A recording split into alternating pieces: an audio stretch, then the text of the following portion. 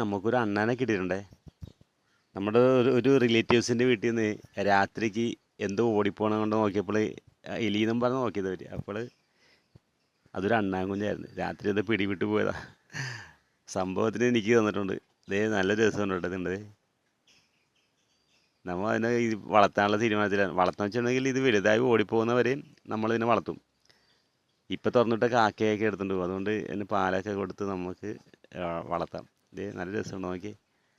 അടിപൊളിയാണ്. ഇപ്പം കയ്യിൽ നിന്നും ഇങ്ങോട്ടൊന്നും പോകണില്ല. ഇത് നമ്മുടെ മേത്തൊക്കെ കയറി നടക്കും. ഇതൊക്കെ വല്ലാത്തൊരു രസം കേട്ടത്. അടിപൊളിയാണ്. ഇതിൻ്റെ ഒരു പേരൊക്കെ ഇടണം.